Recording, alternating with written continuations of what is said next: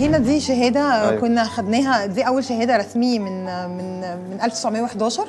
دي كانت اول حاجه خدناها. طبعا المعرض المصري اليوناني 1911 1911 ده اصلا دي اول واحده، دي اثر دي اول اليونسكو بقى 1911 دي اول شهاده.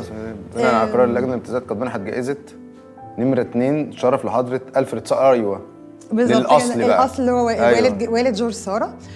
طبعا عشان احنا عندنا تاريخ طويل، احنا بنتكلم على 1911. بعد كده في عندنا جدي راح فرنسا في جرونوبل، اتعلم صناعه الشنط ورجع عمل ديزاينز، فتلاقي فيز ثانيه خالص بديزاينز أيوة. شكلها مختلف. جينا بعد كده على 47 اتسجلنا في غرفه الصناعه لباريس، لان ما كانش في غرفه صناعيه في مصر.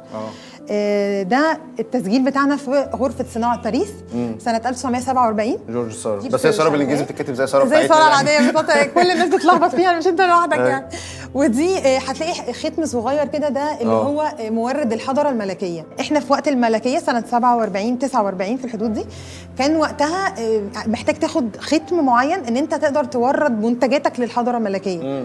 وده كان بيضم كل المجالات مش بس الشنط.